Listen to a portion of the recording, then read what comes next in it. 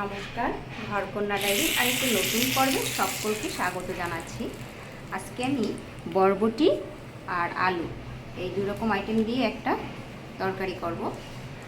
আর এইদিকে আমি আগে পটল ভাপা করে নিয়েছি, এটা আর দেখানো হয়নি। তা প্রথমে আমি কড়াইয়ে তেল দিয়েছি আর জিরে ফোড়ন দিয়ে আলুটা দিয়েছি।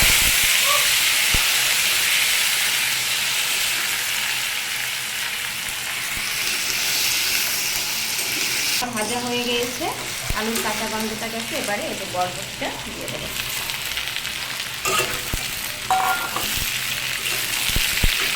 এবার এটাকে ভালোভাবে মিশিয়ে নেব।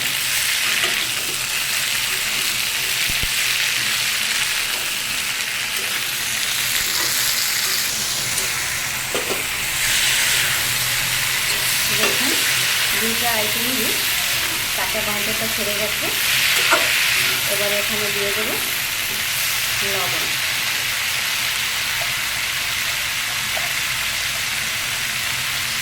পরিমাণ মতো লবণ দিয়ে দিচ্ছি।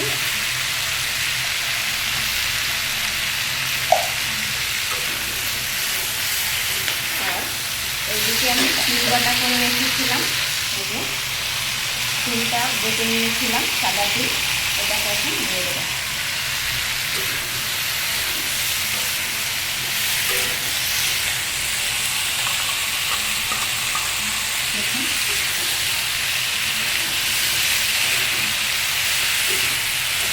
তিল খাওয়াটা আমাদের স্বাস্থ্যের জন্য ভালো, ক্যালসিয়ামের অভাব পূরণ করে।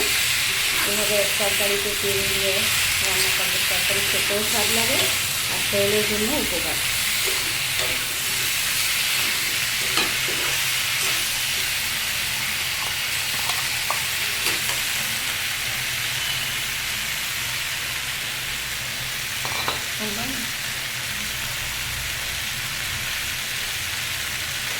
এই যে তিলের বাটিটাকে ধুয়ে একটা একটু জল দিয়ে দিলাম।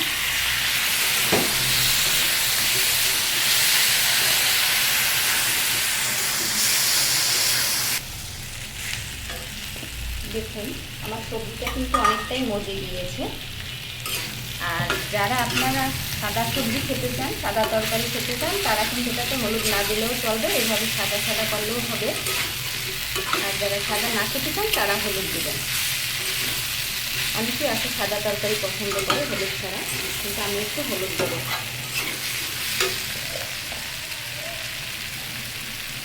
হলুদ দিয়ে দিলাম। আপনারা না, যারা না চাইলে নাও দিতে পারেন সাদা তরকারি খেলে। এবার এটাকে ভালো করে মিশিয়ে নেব।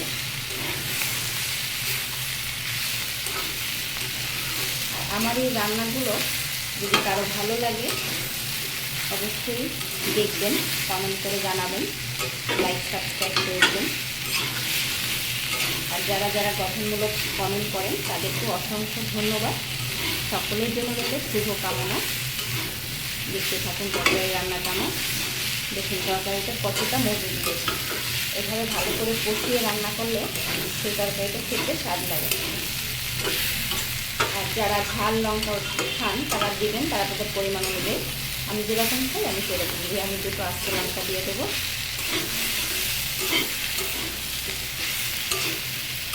এভাবে অনেক সময় ধরে কষাতে হবে সবজিটাকে। দেখুন বরবটিগুলো একদম কিন্তু মজে গিয়েছে। আলুটাও কিন্তু প্রায় সিদ্ধ হয়ে গেছে। যে কষাতে কষাতে সিদ্ধ হয়ে গিয়েছে।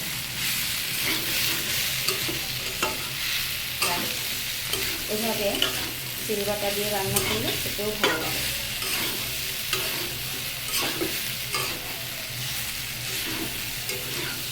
দেখুন আমার সবজি থেকে কিন্তু তেল ছেড়ে দিয়েছে।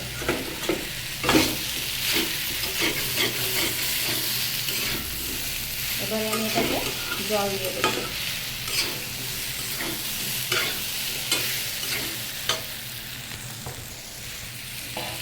আর দেখুন আমি একটু আস্ত লঙ্কা দিয়েছি, যেহেতু আমাদের ঝালে প্রবলেম তাই আমরা ঝাল দিলাম না, ওরকম দুটো আস্তে দিয়েছি। যার দরকার পড়বে সে তুলে নেব। এবারে দিয়ে দেবো জল।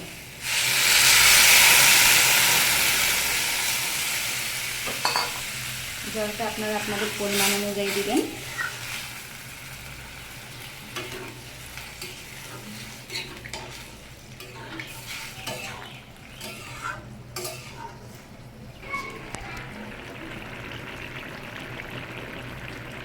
দেখুন আমার তরকারিটা কিন্তু রান্না হয়ে গেছে।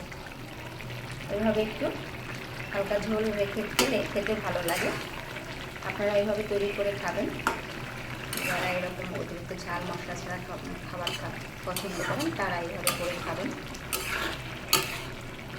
তো আজকের এই ভিডিওটি কেমন লাগলো অবশ্যই কমেন্ট করে জানাবেন। সকলে ভালো থাকবেন, সকলের জন্য রইল শুভকামনা। আজকে এই পর্যন্তই, নমস্কার।